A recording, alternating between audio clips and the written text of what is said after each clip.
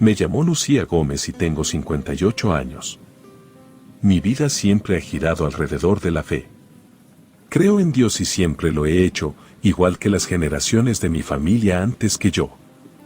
Mis abuelos eran personas muy religiosas. Eran católicos y vivían su fe todos los días. Mis padres heredaron el mismo amor por la religión. Siguiendo sus pasos, también fueron católicos y me enseñaron a vivir de acuerdo a las enseñanzas de nuestra fe desde que era niña. Y hasta el día de hoy voy de la mano de mi compañero de vida, mi esposo, Carlos. Desde que cruzamos nuestras vidas, hemos compartido no solo nuestras alegrías y tristezas, sino también nuestra fe y nuestra creencia en Dios. Él, al igual que yo, se ha mantenido firme en su devoción y juntos, día tras día, nos esforzamos por vivir de acuerdo a los valores y enseñanzas de nuestra religión católica. Ambos entendemos y creemos profundamente en la importancia de la fe en nuestras vidas. Nuestra creencia en Dios no solo nos da fuerza y esperanza en los momentos difíciles, sino que también nos ayuda a apreciar las bendiciones y alegrías cotidianas. Juntos, trabajamos incansablemente para mantener viva la tradición de nuestra fe, transmitiendo nuestras creencias y valores a nuestros hijos y nietos, cultivando en ellos el amor y el respeto por nuestra religión. En nuestro hogar, la fe es una parte de nuestra vida, es el núcleo de nuestra existencia. No se trata solo de ir a misa los domingos, sino de cómo vivimos cada momento de cada día. Nuestra casa está llena de amor, bondad y compasión, valores que nuestra fe nos ha enseñado a valorar. Cada noche, antes de dormir, decimos nuestras oraciones juntos, agradeciendo por las bendiciones que hemos recibido y pidiendo guía para el día siguiente. En fin, tenemos 3 hijos, los 3 son hombres, Julio tiene 20, Raúl 17 y el más pequeño, Omar, tiene 15. Era un sábado cualquiera y tras una semana de trabajo y responsabilidades que nos habían dejado agotados, habíamos decidido ir al centro de la ciudad. Tlaxcala es un lugar muy bonito y, en especial, el centro en fin de semana. Nuestra mañana comenzó en un pequeño restaurante situado en una de las largas calles del centro. Ahí, las mesas eran de madera rústica y el aroma del café recién hecho nos invitaba a empezar el día con una sonrisa. Desayunamos con calma, disfrutando de los sabores y de nuestra compañía familiar. Luego de saborear los últimos sorbos de café, nos dirigimos a caminar mientras comíamos un helado. Después de la función, decidimos ir a un parque cercano. Era muy bonito, rodeado de árboles y con mucha actividad. Fue allí donde nos topamos con un grupo de chicos, amigos de mi hijo Raúl. Habían tenido un partido de fútbol esa mañana y se habían quedado a platicar bajo la sombra de los árboles. A mí siempre me ha caído muy bien esos jóvenes, así que nos acomodamos en una de las bancas de piedra y dejamos que Raúl se uniera a sus amigos. Mientras tanto, nosotros empezamos a planear la hora en que iríamos a la misa de la mañana al día siguiente. Frente a nosotros estaba la iglesia. Su campanario era muy bonito y justamente me gustaba ese parque porque me recordaba a los domingos por la mañana dedicados a la fe y a Dios. Desde nuestra posición, podíamos escuchar a los amigos de Raúl hablando con entusiasmo. Estaban hablando en voz alta, pero entonces, algo ocurrió. Un chico llamado Oscar les preguntó algo inusual. Quería saber si alguien del grupo conocía la leyenda de la iglesia. Las respuestas fueron negativas, todos negaron con la cabeza. Uno de ellos animó a Oscar a contar la historia. Entonces, Oscar, con una sonrisa misteriosa en su rostro, empezó a narrar. En nuestra banca, mi esposo y mis otros 2 hijos estaban inmersos en su propia conversación, hablando de sus semanas agotadoras en el trabajo y en la escuela, y de los últimos acontecimientos en el mundo del fútbol. Pero yo no podía concentrarme en nada de eso. La historia de Oscar había capturado mi curiosidad, más que nada por mi religión y porque todos los domingos íbamos a esa iglesia. Justamente llevo toda una vida yendo a misa, pero una de ellas es la que más me ha marcado. Bueno, pues Óscar comenzó a contar que uno de sus tíos le había dicho que hace muchos años, en esa misma iglesia, ocurrió un evento que marcó la vida de todos los presentes. La protagonista de la historia era Teresa, una mujer profundamente comprometida con su fe y devoción hacia la iglesia. Lamentablemente, fue poseída por un demonio conocido como Sayatín, un espíritu maligno que se creía era enviado por el mismísimo Lucifer para realizar actos maléficos en los cuerpos de las personas. El padre de la época asumió la responsabilidad de llevar a cabo el exorcismo en Teresa. Sin embargo, debido a su falta de preparación y experiencia en estos asuntos, todo se salió de control.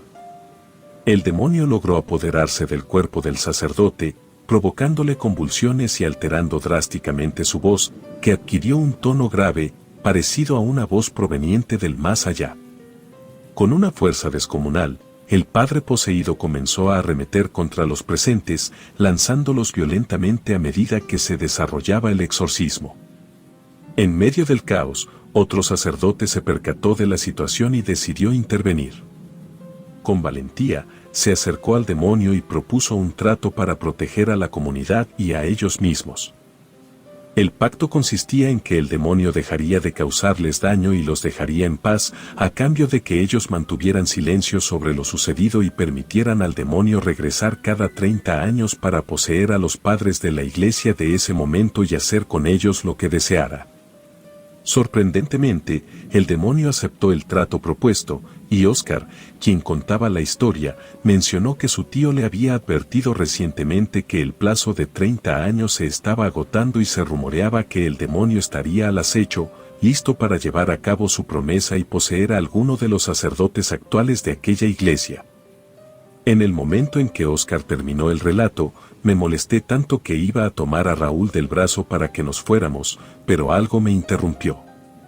De la iglesia iba saliendo el padre Armando, pero iba gritando cosas que no se entendían, no sé si era porque estábamos lejos y no entendíamos bien o porque realmente estaba diciendo cosas sin sentido. Iba completamente desnudo, con una cruz roja gigante pintada en el pecho. El padre Ramón intentaba alcanzarlo, gritándole que parara, pero el padre Armando ni siquiera se inmutaba, simplemente seguía corriendo rápidamente. Mi familia, los amigos de Raúl y yo nos quedamos totalmente sorprendidos. Óscar dijo que su tío tenía razón, que seguramente el padre Armando estaba poseído.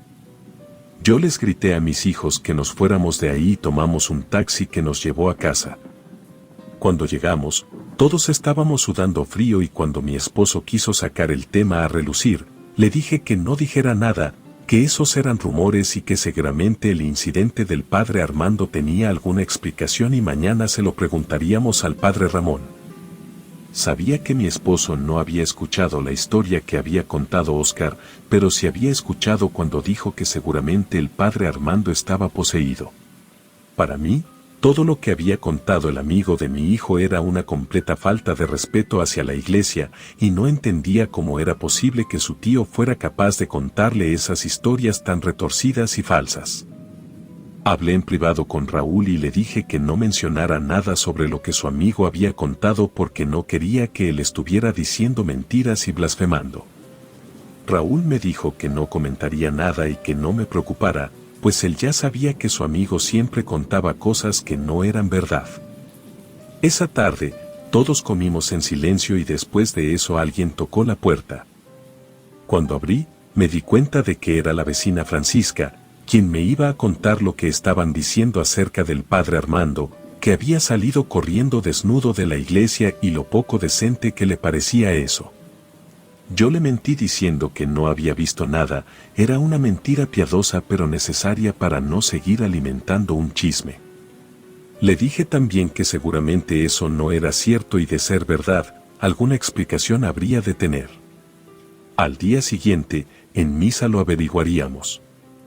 La tarde transcurrió y poco a poco pensaba en otras cosas y ya no en lo que había escuchado y visto en el parque. Llegada la noche, mi familia y yo vimos películas de comedia y comimos palomitas. Eran más o menos las 10 de la noche, y como a las 12 de la noche, todos nos fuimos a dormir, puesto que al día siguiente debíamos ir a misa temprano. Estaba muy cansada, así que el sueño me venció, pero alrededor de las 3 de la mañana, un fuerte sonido me despertó. Mi esposo ya estaba despierto, sentado en la orilla de la cama, y cuando me vio despierta me preguntó por qué estaba sonando la campana de la iglesia a las 3 de la mañana. Eso era algo inusual, casi imposible, a menos que tuvieran una emergencia.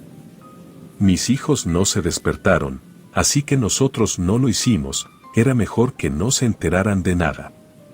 Yo me preocupé y le dije que pidiéramos un taxi para ir hacia allá, ¿qué tal si algo había ocurrido?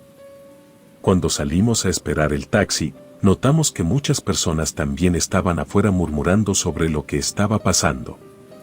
Doña Francisca me dijo que jamás en todo el tiempo que había vivido ahí se había escuchado la campana a esas horas. Le dije que nosotros iríamos a ver qué estaba sucediendo y me dijo que me mantuviera al tanto. Era mi amiga, pero a veces me caía mal por chismosa. La campana no dejaba de sonar y sonar mientras íbamos en el taxi. Cuando llegamos, notamos que había alguien donde se situaba la campana. Era el padre Armando, que estaba moviéndola repetidas veces. Pero detrás de él estaba el padre Ramón, que parecía querer frenarlo, pero no lo lograba. Al ver que varias personas éramos espectadoras, el padre Ramón nos gritó desde ahí que nos fuéramos a casa, que todo estaba bien, era solo que el padre Armando había tenido una crisis de ansiedad. La verdad, a mí me parecía otra cosa, pero decidí creerle y le dije a mi esposo que nos fuéramos. Un rato después de llegar a casa, el sonido de la campana cesó y no se volvió a escuchar en toda la madrugada. Pero lo peor de todo sucedió ese domingo. Nos levantamos a las 7 de la mañana y nos preparamos para ir a la misa de las 9. Yo estaba intrigada por todos los sucesos del día anterior y de la madrugada. Quería saber qué sucedía realmente con el padre Armando. Mi esposo tomó mi mano antes de entrar a la iglesia, dándome seguridad. Llegamos y nos sentamos hasta adelante porque, como mi familia y yo siempre éramos de los primeros en llegar a la iglesia, teníamos lugares para escoger. A veces mis hijos no querían despertarse tan temprano los domingos, pero yo siempre les decía que así como tenían una obligación en la escuela, también tenían una obligación con Dios.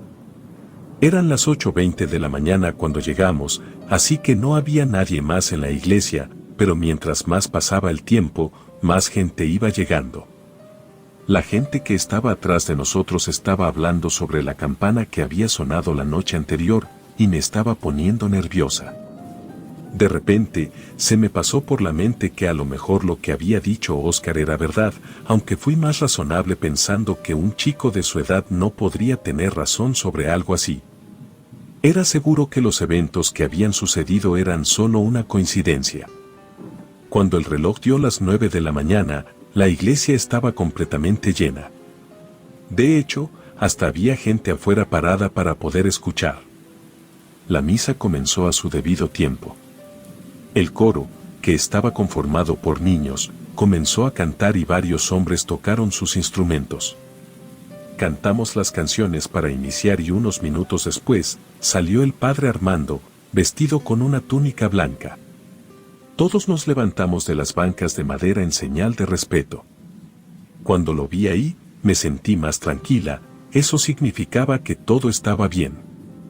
A todos nos encantaba cómo el padre Armando daba la homilía. Para quienes no sepan, la homilía es la parte donde el sacerdote da un pequeño sermón y reflexión sobre las lecturas del día. Su manera de hablar siempre nos llenaba el alma de paz. Pero cuando lo vi más detenidamente, me di cuenta de que el padre Armando lucía diferente, con un aspecto extraño y mostrando signos evidentes de cansancio y palidez. Sorprendentemente, su habitual sonrisa no se veía en su rostro. Caminó hasta el altar con paso lento y realizó una reverencia antes de dar inicio a la misa. Pronunció el saludo inicial y llevó a cabo el acto penitencial, sin embargo, su voz sonaba débil, ronca y algo extraña.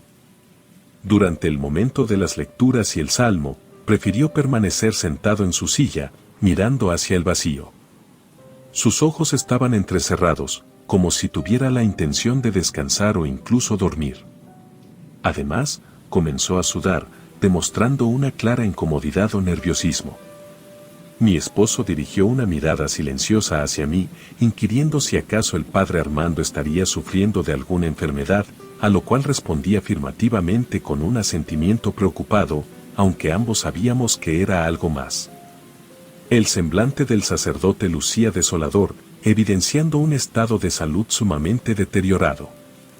Acto seguido, dio inicio a la homilía que tanto anhelábamos escuchar. Todos los presentes aguardábamos con expectación sus palabras, esperando que, quizás, compartiera con nosotros los pormenores de su malestar, que nos dijera que se sentía mal o algo parecido, pero no fue así. Se posicionó en el podio y nos miró con asco. En su cara había gestos de disgusto y, por un fugaz instante, parecía que iba a vomitar. Sin embargo, trató de hacer un esfuerzo por leer. Comenzó diciendo: aquella mañana, durante las lecturas sagradas, Jesús nos transmitió su mensaje. Sin embargo, en medio de su discurso, el padre Armando detuvo abruptamente sus palabras. Tomó su mano para secarse el sudor y, de pronto, una serie de toses irrumpieron en el ambiente. A través del sistema de amplificación, las palabras emitidas se volvieron ininteligibles, sumiendo a los fieles en un desconcierto. Hasta que, de pronto, comenzó a decir cosas muy feas, groserías y maldiciones. Todos estábamos disgustados, pues el hecho de que se encontrara enfermo no justificaba de ninguna manera las obscenidades que salieron de sus labios en aquel sagrado recinto. Luego comenzó a decir: perdón, me corrijo. En las lecturas de hoy. Y una vez más, su oratoria se vio interrumpida. Su voz adquirió un timbre diferente, una profundidad siniestra. Hijos de, alcanzamos a percibir. Los suspiros de incredulidad se propagaron entre las personas que estaban ahí, incluso hubo abucheos. Todos escuchábamos perplejos las palabras que dijo a continuación, palabras que nunca olvidaré. Comenzó a aclararse la garganta y sus ojos se veían extraños, hasta que dijo: todos van a arder en el infierno. Esa no era, sin duda, la voz que conocíamos del padre Armando. En ese momento, me di cuenta de que probablemente lo que decía Óscar era verdad. No entendía cómo es que su tío sabía esa información, seguramente lo había escuchado de alguien más, pero me dolía en el alma saber que en la iglesia a la que acudíamos todos los domingos estaba oculto un horrible demonio y que probablemente se había adueñado de la vida del padre Armando. Después de que todos escuchamos tan perturbadora declaración, algunos se levantaron y abandonaron el recinto eclesiástico. Los ministros, desconcertados, no sabían cómo actuar ni qué medidas tomar. El padre Ramón solo negaba con la cabeza, admitiendo su desaprobación y poniéndose muy nervioso. Mis hijos nos miraron buscando una respuesta, pero nosotros no la sabíamos. El padre Armando comenzó a respirar con dificultad. Su cuerpo parecía desvanecerse, pero con determinación se aferró al podio para no sucumbir. Uno de los ministros, alerta ante su evidente desfallecimiento, se levantó de su asiento y corrió en su auxilio, sosteniéndolo para evitar su caída. Sin embargo, el sacerdote finalmente se desplomó, incapaz de resistir las fuerzas que lo abandonaban. Testigos de aquel dramático episodio, otras personas que estaban en la iglesia se acercaron rápidamente, brindando su apoyo y pronunciando gritos alarmados. Cargaron al padre Armando en sus brazos y lo llevaron con premura hasta las oficinas parroquiales. La misa, en aquella mañana, había concluido de manera abrupta y sobrecogedora. El padre Ramón nos dijo que no nos preocupáramos, que el padre estaría bien, que solo estaba pasando por ataques severos de ansiedad. Nos fuimos a casa y no volvimos a hablar del tema. No les permití a mis hijos ni a mi esposo decir nada sobre el tema, pero no evitaba pensar por las noches que había sucedido realmente con el padre Armando. El siguiente domingo, el padre Ramón nos informó sobre la grave enfermedad que aquejaba al padre Armando, aunque curiosamente omitió hacer mención alguna acerca de la voz profunda y ronca que nos había dicho que nos iríamos al infierno. Fue precisamente en aquella ocasión la última en que tuvimos la oportunidad de ver al padre Armando en la iglesia.